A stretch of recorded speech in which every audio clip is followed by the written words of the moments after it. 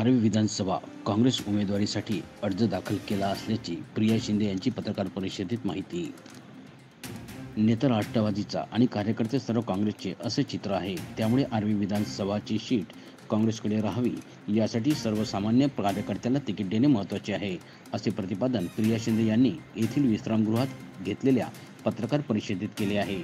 खासदार अमर काळे हे आता राष्ट्रवादी शरद पवार गटाचे आहे, तर ते विधानसभासाठी काँग्रेसच्या तिकीटवर उभे राहिले असते तर मी तिकीट मागितली नसती.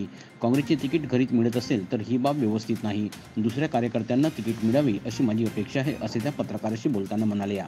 येत्या नोव्हेंबरमध्ये विधानसभा लागणार. वर्धा मतदारसंघातून अमर काळे निवडून आल्याने सर्वात अधिक लक्ष आर्वी विधानसभा मतदारसंघाकडे लागले आहे.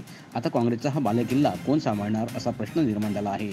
आगामी विधानसभा निवडणुकीचे वारे वाहण्यास सुरुवात झाली.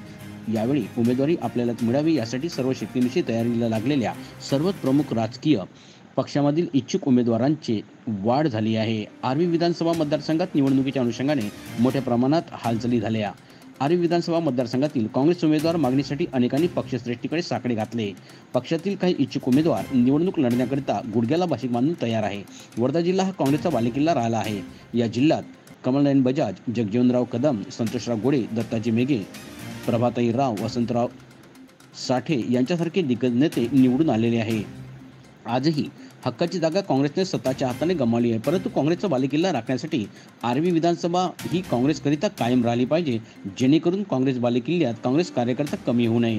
काँग्रेस पार्टीने आर्वी विधानसभा उमेदवारीकरिता अर्ज बोलावले असून कार्यकर्त्यांनी अर्ज भरले आहे. मी सुद्धा काँग्रेस उमेदवारीकरिता अर्ज सादर केला आहे, असे प्रिया शिंदे म्हणाल्या. येणाऱ्या आर्वी विधानसभा निवडणुकीकरिता काँग्रेस पार्टीतर्फे मला उमेदवारी मिळावी अशी अपेक्षा आहे.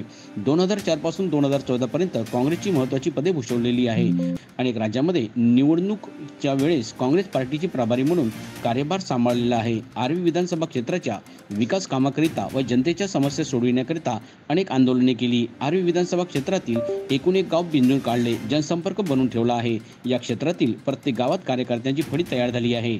सन 2009 मध्ये विधानसभा निवडणूक मी लढविली होती.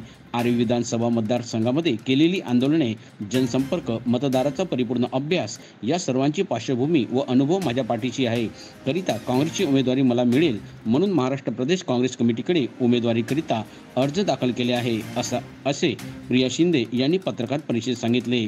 त्या पुढे म्हणाल्या की गेल्या अनेक वर्षापासून आर्वी विधानसभा ही नेहमीच काँग्रेस पक्षाचा गड राहिलेली आहे आणि येत्या आता या विधानसभेमध्ये सर्वत्र चर्चा चालू आहे की कदाचित होऊ शकतं आर्वी विधानसभा ही काँग्रेसच्या हातातून निसटेल म्हणून. तेव्हा मला हीच पक्षाकडे नम्र विनंती आहे की ही सीट काँग्रेसकडेच राहिली पाहिजे, कारण इथे जर काँग्रेसचा कार्यकर्ता जिवंत ठेवायचा असेल तर ही सीट दुसऱ्या पक्षासाठी सोडून चालणार नाही. आणि इथे आता ज्यावेळेला काँग्रेसचे नेता म्हणून गेल्या इतके वर्षापासून अमर काळेजींनी इथे नेता म्हणून त्यांनी आपली जबाबदारी निभवलेली आहे, आता ते खासदार म्हणून केलं आहे, तेव्हा आता माझी अशी अपेक्षा आहे की आता त्यांनी आपल्या मनाचा मोठेपणा दाखवून सर्वसामान्य कार्यकर्त्यांमधून आता आमदारकीसाठी संधी द्यायला पाहिजे. सन 2005 पासून मी या मतदारसंघामध्ये सक्रियरित्या काम करते. त्यावेळेला मी काँग्रेसची पदाधिकारी होती. प्रदेशवरती सुद्धा मी जनरल सेक्रेटरी म्हणून काम केलेलं आहे. विविध क्षेत्रामध्ये काम केलेलं आहे. मी कार्यक्रम घेतलेले आहेत, उपक्रम घेतले आहेत, जनतेच्या समस्यांसाठी अनेक आंदोलनं केली आहे, मोर्चे काढले आहे, प्रकल्पग्रस्तांचं आंदोलन केलेलं आहे, धरणफोडो आंदोलन केलं आहे, पाण्याच्या टंचाईवरती फार मोठं आंदोलन केलं आहे. माझ्यावर अनेक केसेस लागले आहे. त्याकरता या सर्वांना मी सामोरे गेली आणि फक्त एवढंच नव्हे तर सांस्कृतिक क्षेत्रामध्ये सुद्धा मी विविध कार्यक्रमांचे आयोजन केलेले आहे. जसे की इथे दहीहंडी आर्वी विधानसभा क्षेत्रामध्ये जर पहिलं दहीहंडीचं आयोजन कोणी केलं असेल एका भव्य प्रमाणामध्ये तर ती माझ्यापासून सुरुवात झाली आहे.